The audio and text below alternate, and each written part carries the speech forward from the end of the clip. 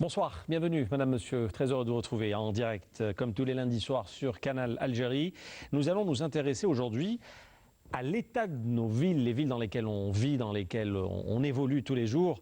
Le constat, je pense, est unanime et personne aujourd'hui ne peut le contredire. Les règles d'urbanisme, d'architecture, d'aménagement du territoire ne sont pas respectées. On assiste alors à des agglomérations comme on en a un peu partout en Algérie, des douars urbanisés ou des villes ruralisées. Je ne sais pas vraiment comment les qualifier. On tentera d'en savoir davantage avec les invités que je vais vous présenter dans un instant. Vous avez des modèles tellement hideux qu'ils détiendraient la première place de ce triste palmarès. Alors pourquoi cette situation? Pourquoi se laisser aller? On dit souvent que c'est la faute au pouvoir public qui ne contrôle pas assez la situation. Le citoyen aussi a sa part de responsabilité. On va en toucher un mot tout à l'heure. La citoyenneté, la communauté, le groupe, voilà un peu des notions aujourd'hui qui n'existent plus. L'individualisme, par contre, ça oui, ça existe et vraiment d'une manière assez considérable. Chacun fait à sa manière, comme bon lui semble, sans tenir compte des règles d'urbanisme, des normes. Et dans certains pays, les lois sont faites pour être appliquées. Chez nous, apparemment, ce n'est pas encore le cas. Une question s'impose tout de même. Où est passé le bâti esthétique en harmonie avec l'aménagement urbain? Je reçois pour en parler ce soir Amara Ben Younes. Bonsoir. Bonsoir. Vous êtes le ministre de l'aménagement du territoire, de l'environnement et de la ville. Merci beaucoup d'avoir accepté notre invitation. Avec grand plaisir. Deux architectes en face de vous et pas n'importe lesquels, j'ai envie de dire, puisque c'est les prix nationaux d'architecture et d'urbanisme, en l'occurrence l'Arbi Marhoum et Halim Faidi. Bonsoir. Bonsoir. Et merci également d'avoir accepté notre invitation. Merci à vous. Alors d'abord, voyons un peu à quoi ressemblent nos villes en 2013. Rares sont celles qui ont, il faut le dire, un cachet urbain, une empreinte architecturale, une âme, tout simplement. Nawal Abada a constaté une véritable mosaïque dans certains quartiers de la capitale, certains même huppés. Voyons son reportage, on revient juste après. Le vieil adage dit « Quand le bâtiment va, tout va ». Alors, bien que les images en disent long sur le cadre bâti chez nous, nous avons tenu quand même à poser la question. À quoi ressemble le visage de nos villes actuellement? C'est très diversifié. Le gros problème du paysage urbanistique, c'est la non-finition des façades. On prend 90% des maisons sont non finies avec encore des briques, encore des dalles. Il est différent des années passées. Non, c'est devenu Quasimodo. C'est le mot juste, c'est Quasimodo. C'est ça la construction algérienne, c'est défiguré, il n'y a plus rien. Même si vous avez l'intention de vous tailler quelque part pour vous reposer, c'est impossible. Un tissu urbain issu d'un exode rural, d'une mauvaise gestion, ne peut jamais donner quelque chose de bon. On doit revoir nos façades commerciales qui sont vraiment dans l'anarchie et dans l'illicité.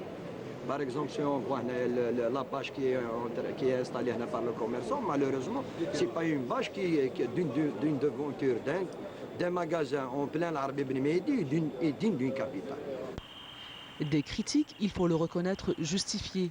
Les villes algériennes qui avaient jadis chacune son cachet, sa particularité, ont perdu leur identité, s'agrandissant en se ressemblant. Où que l'on aille, c'est le même topo. L'incontournable disposition de garages, futurs locaux commerciaux au rez-de-chaussée, puis un débord au premier étage pour gagner quelques mètres. Très souvent, les constructions demeurent inachevées. La loi 1508 datant de 2008 a été promulguée pour ouvrir la voie à une régularisation générale.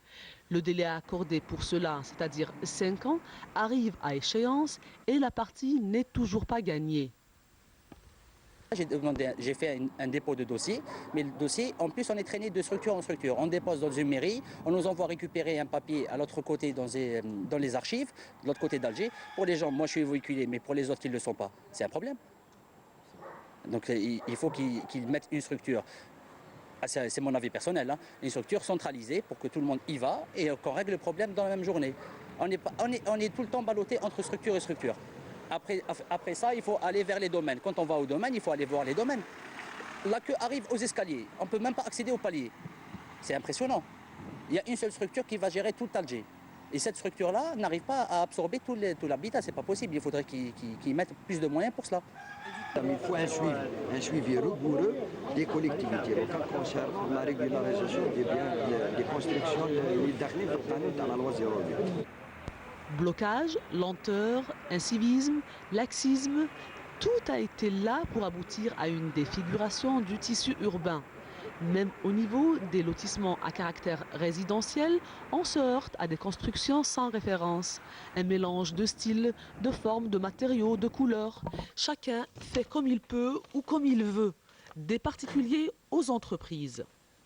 Ces trottoirs et ces poteaux électriques sont là pour témoigner que les normes sont inexistantes et le contrôle quasi absent. Mais à cause du poteau, on ne peut pas faire le trottoir, puisque sinon la voiture ne passe pas. C'est la paix, c'est eux اللي عيطوا هما اللي داروا جابوا لي بريفي هما خدموا وين سويفي ما كاش ما يتبعوهمش. Je ne vais pas incriminer tout le monde, mais il y a certains qui ne font pas leur travail, malheureusement. Et je suis le maire, j'assume ce que je dis. Il y a eu un laxisme. Il y a eu un laxisme qui fait qu'on a construit comme on a voulu, qu'on a fait comme on veut. Un patchwork conjugué à un manque d'hygiène flagrant qui nous font regretter amèrement les vieilles villes dont pouvait se targuer autrefois l'Algérie. Voilà un peu que donc la situation des trottoirs quasi absents, des parkings sauvages un peu partout, des magasins qui vendent n'importe quoi, une mosaïque de formes, de couleurs. Amara Ben Younes, toute première question, elle vous est adressée. Aujourd'hui, est-ce qu'on peut expliquer cette situation, les villes dans l'état actuel des choses? Je ne sais pas si on peut l'expliquer, mais en tout cas, elle est inacceptable. Elle est inacceptable et on ne peut pas continuer à accepter la situation de nos villes telle qu'elle est actuellement. Votre reportage résume bien la situation de nos villes par rapport à l'ancien bâti, par rapport au nouveau bâti, par rapport à la gestion qui est faite par un certain nombre de collectivités territoriales. En tout cas, tout ça doit être remis en cause. Tout ça doit être remis en cause, doit être rediscuté. C'est la mission qui nous a été donnée dans ce nouveau gouvernement dans lequel nous avons intégré la dimension ville au ministère de l'aménagement du territoire et de l'environnement. Quand on voit ce reportage, moi en tant que ministre, je suis triplement interpellé. Je suis interpellé en tant que ministre de l'aménagement du territoire, en tant que ministre de l'environnement, parce que quand on parle d'hygiène, de saleté, et de tout ce qui touche à l'environnement, je suis directement concerné. Et bien sûr, la ville, c'est le cœur du débat d'aujourd'hui par rapport justement à tout ce qui s'est passé depuis l'indépendance. Je crois que pour que cette émission puisse apporter des éclairages et qu'on puisse avancer, je crois que tout le monde est d'accord sur le diagnostic. Sur le diagnostic et le constat. Tout le monde sait absolument dans quel type de ville nous vivons, quel type de ville nous avons, quel type de logement nous avons construit ces dernières années. Maintenant, il est temps, je crois que nous, en tant que gouvernement, avec un certain nombre de professionnels algériens en matière d'architecture et d'urbanisme, d'impliquer les collectivités locales et territoriales pour que vraiment nous puissions dépasser cette étape, cette période où vraiment vivre, je pense qu'on va revenir, vivre dans nos villes, dans la plupart du temps, est un véritable calvaire pour le citoyen algérien. Je ne suis pas là pour cacher des vérités, il faut dire ces vérités, mais nous devons aussi avancer. Nous devons aussi avancer et faire des propositions justement pour améliorer tout ce cadre de vie, parce qu'il faut quand même dire que ce que vous avez montré, ça touche à peu près 70% de la population algérienne. Il y a autour de 70% de la population algérienne qui vit dans les villes. Et d'ici 2030, nous allons atteindre 80% des citoyens algériens qui vont vivre dans ces villes. Donc ça touche la quasi-majorité du peuple algérien. Et en tant que gouvernement, nous sommes interpellés pour justement apporter des réponses à tous ces problèmes et qui sont extrêmement nombreux et dont je pense qu'il faut qu'on en parle dans cette émission parce que ça ne touche pas à un seul problème, c'est le cadre de vie général dans nos villes qui a été malheureusement touché. Alors, l'Arbi Marhoum ou Halim Faidi, Vous qui êtes architecte, vous suivez un peu tout ce qui se passe dans le domaine de l'urbanisme, de l'architecture, etc. Est-ce qu'à votre avis, depuis toutes ces années, c'est plutôt nos villes qui ont été ruralisées ou nos villages douars qui ont été tout simplement mal urbanisés? Qu'est-ce qui s'est passé au juste? Juste pour rester en 2 secondes avec un peu expliquer ce diagnostic et passer directement aux solutions. Alors, Halim Faidi. Merci. Moi, je voudrais vraiment, pour la clarté du débat, poser 2 petites définitions. Qu'est-ce que c'est que la ville? Qu'est-ce que c'est que l'urbanisme? Parce qu'on a tendance très souvent à confondre un instrument et un objet. Une des plus belles définitions que j'ai eues de la ville, je la tiens d'un élève de 6e. Dans le cadre d'une conférence que j'ai donnée dans un collège, j'ai demandé aux élèves qu'est-ce qu'une ville. Et puis j'ai le petit Ismaïl qui lève la main et qui me dit, je vous assure que je n'écorche aucun mot, il me dit, une ville, c'est un endroit où des femmes, des hommes, de sexe, de statut et de religion et de couleurs différentes, acceptent de vivre ensemble dans le respect. Et ce mot respect va être vraiment au centre de la définition, parce qu'aujourd'hui, nous sommes en train de gérer un urbanisme de prospect. Il y a des règles extrêmement froides, etc. Moi, je dis que la ville, c'est un contenant. Et que nous, les vivants, avec les bêtes, la faune et la flore, nous en sommes le contenu. Les deux sont intimement liés, comme le corps et l'esprit. Si la ville tombe malade, c'est la société qui tombe malade. Il y a des remèdes, j'ai entendu le mot remède, il m'a intéressé. Il y a des remèdes, ça veut dire qu'il y a une maladie. Si la ville se porte bien, la société se porte bien. Et la société peut agir sur la ville, positivement ou négativement, et la ville peut agir sur la société, positivement ou négativement. Donc ce contenant qu'est la ville, il porte le projet de société. Donc c'est un exercice éminemment politique à la base. L'urbanisme n'en est qu'un instrument. C'est un instrument politique. Mais ce lien qu'on a entre le contenu et le contenant, il est fondamental dans la construction du projet de société. Ce qui est aujourd'hui la conjoncture de l'Algérie, mature au 50e de son indépendance. Nous commençons à réfléchir ensemble au projet de société. Pourquoi il y a une espèce de production de chaos quasiment depuis l'indépendance du pays? À mon sens, je peux me tromper. Mais je crois que si l'urbanisme est une science de la concertation, les institutions ne se sont pas beaucoup parlé entre elles en 50 ans. Ça veut dire qu'aujourd'hui, on assiste à des phénomènes où vous avez certains walis qui gèrent ce que nous avons appelé des pôles d'extension. Vous avez un ministre de l'Environnement, de l'aménagement du territoire, très très important l'aménagement du territoire, pour équilibrer le territoire avec des villes, avec des fonctions différentes, etc. Et donc de la ville également, qui, normalement, ça devrait lui revenir, là, réellement la conception et la gestion de la ville. Et je crois que c'est un travail qu'Ammar Ben Younes est en train de faire. De l'autre côté, on avait des institutions type la Sonatrach qui gérait des villes, Hassim et Saoud. On a ensuite des choses qu'on ne sait pas trop si c'est des villes, si ce n'est pas des villes, mais à partir du moment où vous commencez à dire 15 000, 20 000, 30 000, 40 000 logements, ça fait 120 000, 130 000, 200 000 habitants, ça ne peut pas être des pôles, ce sont des villes.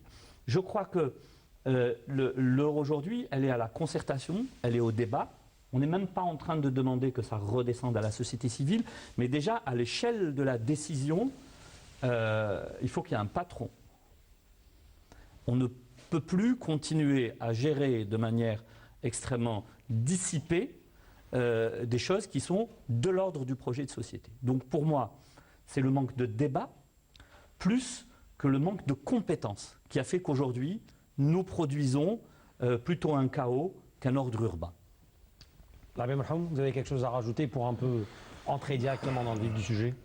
Je pense que la situation de chaos que nous vivons, qui est admise, je veux dire, à la limite, c'est devenu un standard de production. J'allais dire, c'est pas dramatique, mais je veux dire, il faut faire le corollaire entre cette situation et la situation de la société. Un urbanisme formel appelle à une société formelle et vice-versa. Il faut reconnaître aujourd'hui que la société fonctionne un peu de manière informelle. Nous avons énormément de problèmes à concrétiser des relations saines dans la société. Nous avons traversé des périodes assez douloureuses. Donc cette espèce d'informel qui touche la société, qui touche l'économie aussi, qui touche un certain nombre de choses, voilà, de politique, d'économie et tout ça, il est normal qu'il se traduise au niveau de l'espace urbain comme étant une addition d'individualité au lieu que ce soit un vivre ensemble, au lieu que ce soit une solution commune. Et donc nous sommes en déficit de débat déjà dans la société. Qui se traduit par une espèce de rapport un peu compliqué à la chose publique. Quand le type, il bouffe 50 cm sur le trottoir. Et il trouve ça tout à fait normal. Il trouve ça tout à fait normal. Quand il sort un porte-à-faux, quand il ne respecte pas la règle, c'est en fait son rapport à la chose publique. Et ce rapport à la chose publique est une chose qui est assez complexe. Ça doit être carrément redéfini. Alors, Amara Ben Younous, aujourd'hui, est-ce que c'est un problème de contrôle? Parce qu'on estime que, bon, si les choses, si vraiment ces lois, toutes ces lois d'aménagement du territoire et de la ville, qui sont là, les lois, on les voit, les textes, etc., si vraiment ça a été appliqué convenablement sur le terrain, les choses n'en seraient pas là. Est-ce qu'à votre avis, c'est un problème de contrôle avant tout? Oui, non, la première chose qu'il faut reconnaître, c'est que tout ça s'est fait parce qu'il n'y a pas eu quelque part une défaillance de l'État. Il y a quelque part une défaillance des pouvoirs publics. Ailleurs, les gens ne respectent pas par plaisir la loi. S'ils ne respectent pas la loi, ils sont sanctionnés. Ici, chez nous, vous sortez de 2 mètres ou de 3 mètres, c'est rare. Et je voudrais revenir sur une chose très importante qui a été dite par M. Faïdi sur cette affaire de responsabilité. Nous, dans notre ministère, nous sommes en train d'agir sur deux choses qui nous paraissent extrêmement importantes. De front? De front, qui nous paraissent extrêmement importants. Le premier front, c'est tout ce qui est pratique et concret de réhabilitation. On va en parler notamment de Ali Menjli et de tout ce qui s'est fait. Mais la deuxième chose, c'est pour nous quelque chose de fondamental, c'est sur le plan législatif et réglementaire. Il faut absolument qu'on institue un chef d'orchestre pour la ville. Et dans le projet de loi que nous sommes en train de préparer, nous allons instituer ce chef d'orchestre. Parce que tout le monde intervient dans la... Pas tout le monde, beaucoup de secteurs interviennent dans la ville. C'est-à-dire qu'il faut qu'il y ait un organisme, une structure qui doit gérer la ville. Et nous sommes... Il y a par exemple beaucoup de concepts qui sont sortis ces derniers temps. Votre ministère, il ne peut pas être ce chef d'orchestre? Oui, bien sûr, ça nous revient de droit, et ça nous est revenu de droit depuis que le dernier gouvernement de M. Sellal a été installé par le président Abdelaziz Bouteflika. Tout ce qui est ville nous revient de droit. Nous, par exemple, pour toutes les villes nouvelles qui sont en train d'être créées, c'est un EPIC de Wilaya qui est créé, dont le directeur est nommé par le ministère de la ville. Mais je voudrais dire aussi que nous avons un problème de définition. Nous avons un problème de définition parce qu'en Algérie, des fois, on ne sait pas de quoi on parle. Quand on parle de ville, les concepts dont il a parlé sont extrêmement importants. Donc justement, dans cette nouvelle loi que nous sommes en train de préparer pour revoir la loi de 2006 sur la ville, nous allons définir tout ça. Nous allons dire qu'est-ce qu'un pôle urbain, qu'est-ce qu'un quartier, qu'est-ce qu'une ville, à partir de quel nombre d'habitants doit-on considérer que c'est une ville. Mais maintenant, depuis ce dernier gouvernement où il y a eu le ministère de la ville, je crois que les choses sont en train d'être resserrées, d'être recadrées au niveau du ministère de la ville. Juste une précision par rapport à la ville nouvelle de Hassim Saoud. La ville nouvelle de Hassim Saoud, nous l'avons passée en conseil du gouvernement il y a 15 jours.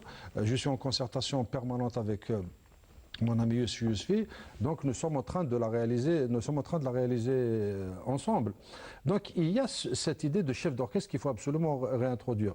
Parce que maintenant vous avez le maire qui intervient, vous avez la Wilaya qui intervient, vous avez le ministère de l'Habitat qui intervient, vous avez nous en tant que ministère de la Ville qui intervenons, et par moment cette absence de concertation, de dialogue, de discussion entre les différentes institutions de l'État fait qu'on arrive des fois à certaines aberrations que votre reportage a montré tout à l'heure. Donc l'objectif essentiel pour nous d'abord, c'est d'arriver à cette concertation pour qu'il y ait un seul lieu de décision par rapport à tout ce qui va dorénavant concerner la ville algérienne. Alors je rebondis sur Ali Menjli. C'était lors d'une de vos visites à Constantine. Vous avez traité cette ville nouvelle de catastrophe. La déclaration, il faut dire, a fait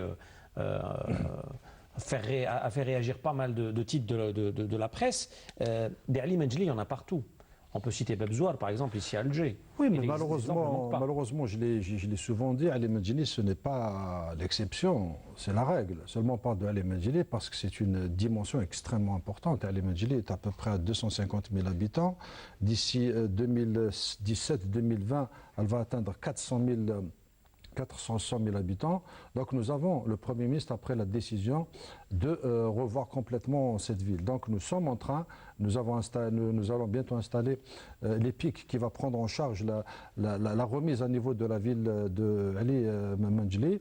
Nous allons lancer une étude, un avis d'appel d'offres nationales et internationales pour la réhabilitation de la ville de Ali Manjli, mais il faut qu'on ait dans toutes les villes d'Algérie où il y a eu des Ali Manjli, à Alger, à Oran, tout ce qui a été construit à Alger, par exemple au niveau de Constantine, de Bourouba, ou de Babzouar, toutes ces cités-là, on doit maintenant remettre de la vie dans ces cités. Parce qu'il faut quand même dire, ce qui s'est passé, c'est qu'à un moment donné, l'État a été pris par cette urgence du logement. Il fallait absolument qu'il y ait une réponse extrêmement forte au problème dramatique du logement, parce que aussi c'est un problème extrêmement important. Il faut loger les Algériens. Et cette réponse urgente à ces problèmes de logement a fait que par moment, nous avons délaissé tout le côté du bien-être, des équipements. Il y a beaucoup, Ali Manjli par exemple, c'est une ville qui n'a pratiquement aucun équipement. Vous vous rendez compte, une ville qui va atteindre 400 000 habitants, qui n'a pas d'équipement. Ce qu'il faut savoir, c'est que les instructions données par M. le Président de la République en ce qui concerne maintenant toutes les nouvelles constructions, toutes sans aucune exception, aucune construction de pôle, on l'appelle comme on veut, de villes nouvelles ne peut être construite sans qu'il y ait l'ensemble des équipements. Et quand je parle des équipements, c'est l'ensemble. Les équipements culturels, sportifs, éducatifs, de santé, de sécurité.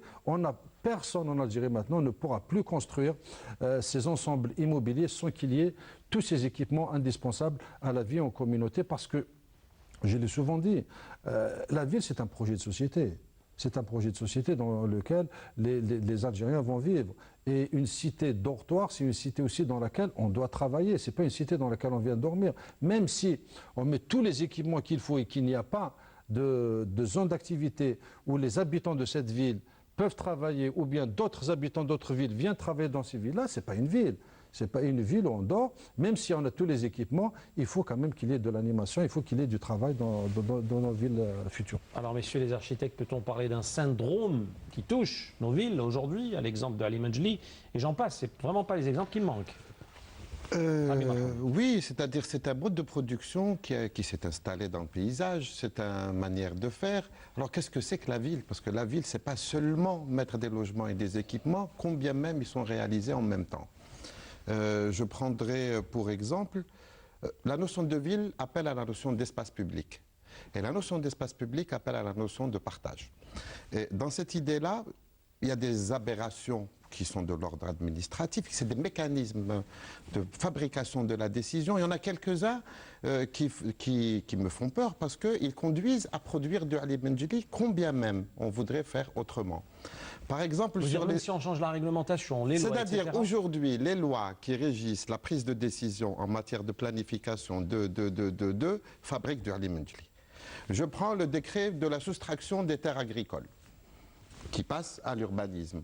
Deviennent des territoires urbanisables. Il est dit quelque part que ces territoires qu'on retire de l'agriculture pour les mettre à l'urbanisme ne sont mis qu'au profit des programmes sociaux et des équipements qui suivent les programmes sociaux. Ça veut dire que sur ces territoires-là, il est impossible de ramener des promoteurs de grande qualité, des promoteurs de grande qualité, ou de faire un musée, ou de faire un méga centre commercial, parce qu'il est pratiquement impossible de donner 1 mètre carré à un promoteur privé sur des territoires comme ça. Et c'est cette idée que les choses soient étanches, c'est-à-dire que celui qui doit faire des universités programme son université de manière verticale, celui qui doit faire son commissariat, c'est-à-dire il n'y a pas de réceptacle commun, il n'y a pas de prise de décision unique sur le territoire. Horizontal. Voilà, c'est-à-dire que nous arrivons avec des amoncellements de projets, nous arrivons avec clôture projet, clôture projet, clôture projet. Aujourd'hui, pour faire une poste, si vous n'avez pas vos 2000 m² avec la clôture, avec l'acte individualisé pour le ministère des Postes, pour qu'il vous débloque une fiche d'inscription pour faire une poste, vous ne pouvez pas faire une poste. Mettre une poste sous un immeuble qui appartient à un privé est de l'ordre de l'impossible. Or, ces situations... Mais ça existe, hein? C'est très rare. Ça veut dire que ce qu'on vit à Alger, cette mixité des fonctions, cette mixité des standings, cette mixité d'équipements, sur 1 km², vous avez le chef du gouvernement et le vendeur de loubia. Aujourd'hui, avec la réglementation qu'on a Elle est bonne, traînée, celle-là. mais bien sûr, vous pouvez le vérifier, avec la réglementation, notre manière de décider l'occupation du territoire, on ne peut plus le faire. D'accord. D'abord, vous voulez Juste réagir rectifier, Ah, juste rectifier. Tout ce qui va se faire, se fera dans le cadre du respect de la mixité sociale. Il n'y aura plus de ghetto pour les logements sociaux. On ne va plus parquer des Algériens dans des logements sociaux. Toutes les nouvelles constructions, je tiens à le souligner, c'est extrêmement important, c'est l'instruction du président de la République. Toutes, ils seront dotés, il y aura une mixité sociale, il y aura du logement individuel, il y aura du logement promotionnel privé, il y aura du logement social avec bien sûr tous les équipements. Parce qu'il ne faut quand même pas oublier une chose importante, c'est que nous avons vécu une période extrêmement difficile et dramatique que nous avons vécue lors des années 90, la période de terrorisme. Beaucoup de nos jeunes Algériens qui sont devenus terroristes sont sortis de ces cités-là. Parce que justement, nous avons toujours, je reviens à cette urgence du logement. L'urgence du logement nous a fait faire des fois quelques erreurs qui ont été dramatiques. Le fait de parquer comme ça, de même catégorie d'Algériens dans des cités seuls, sans aucun équipement, livrés à eux-mêmes et livrés à un certain nombre de charlatans, a fait que nous avons eu la dérive que nous avons eue. Donc je pense que le gouvernement actuel, et vous entendez, vous voyez le Premier ministre, chaque fois qu'il se déplace à l'intérieur du pays, le nombre de chantiers qu'il arrête, parce que nous sommes en train de prendre en charge déjà les coûts qui sont déjà partis. Dans beaucoup d'endroits. Il a même, la dernière fois même, au niveau de Batna, même ordonné de détruire un certain nombre d'immeubles pour respecter les nouvelles normes, et notamment ce qui lui tient le plus à cœur et qui nous tient le plus à cœur, c'est cette affaire de centre-ville. Il faut vraiment qu'il y ait dans chaque ensemble immobilier que nous construisons, qu'il y ait un centre de ville, parce qu'en fait c'est le centre de la vie de ce quartier-là. Le centre névralgique. Le centre névralgique. Donc les nouvelles orientations qui ont été données, mixité sociale et équipement, et tout type d'équipement, et notamment, j'insiste sur les équipements culturels qui sont absolument fondamentaux et importants.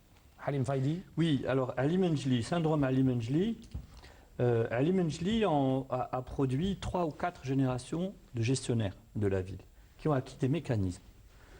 Et ils sont encore sur le terrain. Et donc, on ne peut produire que du Ali Menjli si on reste sur ces modèles d'urbanisme. Ce qui fait le caractère des villes dans lesquelles nous sentons bien, c'est d'abord l'identification. Savoir que j'appartiens à un immeuble avec une cour ou un jardin. Savoir ensuite qu'à l'âge de 4 ou 5 ans, j'appartiens à une rue. Et qu'ensuite, j'appartiens à un îlot à l'âge de 12-13 ans. Savoir qu'à l'âge adulte, je sais aller jusqu'à la place. Et je peux emprunter le boulevard. Savoir qu'on peut avoir une impasse, on peut avoir un escalier. L'identification est extrêmement importante. Ce qu'on disait, on a fait un petit travail avec Marhoum sur des villes dans lesquelles nous, on se sent bien. Alors, on a pris Alger, on a pris Rome, on a pris Barcelone, on a pris Gherdaya. Et on s'est aperçu de quoi? Qu'est-ce qui relie toutes ces villes? On a pris Gherdaya pour dire que ce n'est pas un sujet occidental, c'est un sujet universel. Ce qui les relie, c'est ce phénomène d'identification. Ça veut dire que là-dedans, vous allez trouver, je vais le dire en arabe, quand vous allez à Gherdaya, vous avez l'axe que tout le monde peut prendre jusqu'à la place du marché. Ce sont les espaces partagés.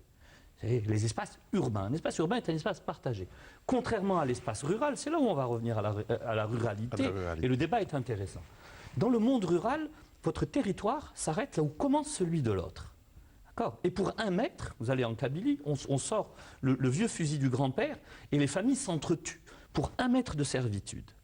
Alors qu'en ville, quand vous sortez de votre appartement, si vous habitez un appartement, vous êtes dans une ruelle, vous êtes dans une rue. Cette rue, elle appartient à Ashab al-Huma. Donc le Barani qui est dans le Dakhl, il a un petit peu de mal, si vous voulez, à rester longtemps. Et puis ensuite, quand vous passez dans le boulevard ou dans l'avenue, vous êtes dans cet espace anonyme et dans cette mixité. C'est cet anonymat qui est intéressant en centre-ville. Vous croisez un monsieur en costume, vous ne savez pas s'il est chauffeur, chômeur ou ministre. Parce qu'il peut tout à fait être ministre, descendre du palais du gouvernement et puis aller, bon, moyennant. Cette mixité sociale est importante, cette mixité typologique est importante. Il faudrait qu'on arrive à des villes dans lesquelles le mécanicien et le médecin habitent le même quartier. Ils peuvent et doivent peut-être habiter dans des standings différents, mais ce qui fait la ville, c'est qu'à 4 h du matin, si le médecin il doit aller pour une urgence et que sa voiture